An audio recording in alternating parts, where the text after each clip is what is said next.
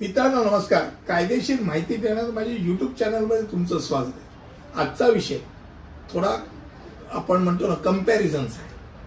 मालकी हक्कानी घर किंवा मालमत्ता भाडेपट्टीवरती भाडे करू म्हणून घर, या दोन मधला आपण फरक आज जाणून घेणार आहोत. फायदे तोटे बघणार.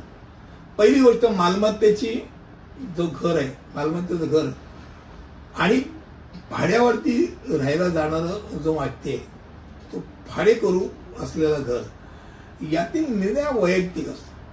त्याच्या परिस्थितीवर असतं, त्याचे एकूण त्याचं वय, या सगळ्या गोष्टींवरती ती गोष्ट सगळी अवलंबून असते की घर घेऊ का नको घेऊ किंवा भाड्यावरती राहू.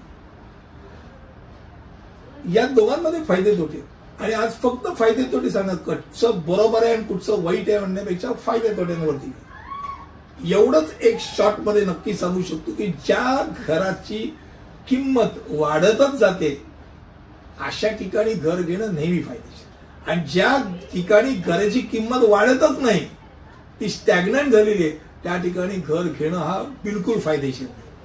आता मालमत्ता मालकी हक्कावरती जर घ्यायचं असेल तर फायदे काय? तर मालमत्ता ही तुमची शेवटी प्रॉपर्टी बनत जाते, एक प्रॉपर्टी आहे. त्यानंतर आर्थिक स्थिरता येते, कारण जर गरज पडल्यास तुम्ही ती विकू शकता. वैयक्तिकरित्या तुमच्या गरजेनुसार आणि आवडीनुसार तुम्ही मालमत्तेमध्ये तुम्ही बदल करू शकता, डेकोरेशन करू शकता. तुम्हाला टॅक्समध्ये फायदे मिळतात, कारण का तुम्ही भाडं जे काय तुम्ही EMI भरता ते EMI तुमच्या कर जे भरावं लागतं त्यातनं कटोती मिळते.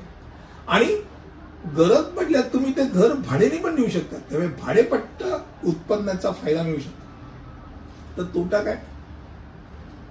उच्च आगाऊ खर्च आहे, खरेदीमध्ये डाऊन पेमेंट, स्टॅम्प ड्युटी आणि नोंदणी शुल्क असेल, तुम्हाला पैसे पहिल्यांदा द्यावे लागतात. आता चालू खर्च म्हणजे नियमित EMI तुम्हाला द्यावा लागतो. घर मालक जो असतो त्याला मालमत्ता कर, देखभाल, दुरुस्ती आणि उपयुक्त खर्चाच्या करता तो जबाबदार असतो.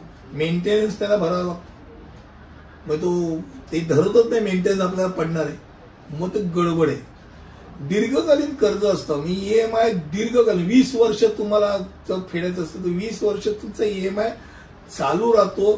तुम्हाला 20 वर्ष उत्पन्न चालू राहायला पाहिजे, हे डोक्यात राहायला पाहिजे. म्हणजे तुमचं वय हे साधारणतः 20 ते 30 या दरम्यान असेल तर ते उपयोगी आहे.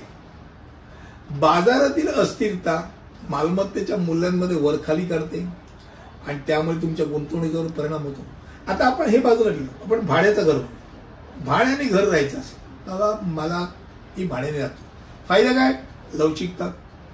मला ज्या वेळेला वाटलं की बाबा मला हे नाही घर पसंत, हे 11 महिन्यानंतर दुसरीकडे गेलं, स्थलांतर करणं एकदम सोपं असतं, स्वातंत्र्य प्रदान करणं. क्रमांक 2, कमी आगाऊ खर्च.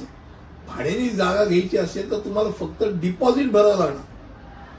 तिथे विकत घेण्याकरताच्या कोटींमध्ये, इथे लाखांमध्ये, 2 लाख 3 लाख, अगदी कमीच्या ह्याच्यात असेल तर 50,000 मध्ये पण डिपॉझिट नाही काम होतं. कमी जबाबदारी आहे, कारण का तुम्हाला मेंटेनन्स तुमच्या गळ्यात नसतो, तो घर मालकाच्या गळ्यात असतो. आणि दीर्घकालीन कर्जाच्या प्रेशरखाली नसतं. आज वापरलं, खर्च केला, संपलं. आता तोटे काय? तर तुमची मालकी हक्कचं घर नाही, त्यातनं तुम्ही भाडंच भरताय, मालकी हक्क नाही होत. तुम्हाला भाडेवाढ होते दरवर्षी. दर भाडेपट्टीमध्ये 11 महिन्यानंतर तू भाडेवाढ करणार, 5%, 10% जी काय वाढ करणार ती करणार. त्याचं मर्यादित नियंत्रण असतं. तुम्ही पाहिजे तसं बदल केला असं होऊ शकत नाही, मालकाची परवानगी लागते. स्थलांतराचा संभाव्य धोका असतो. उद्या मालकाने सांगितलं आता बघा हटा तिकडे जा, तर बाबा तुम्हाला स्थिरता नाही राहत आणि त्यामुळे भाडे करूनच सतत स्थलांतर करावं लागतं. मला असं वाटतं आज कमी शब्दामध्ये मालकी हक्काचं घर आणि भाड्याचं घर यामध्ये फायदे तोटे तुमच्या समोर आणले. पुढील व्हिडिओमध्ये असंच काहीतरी घेऊन येईल. तिथपर्यंत इथं थांबतो. धन्यवाद.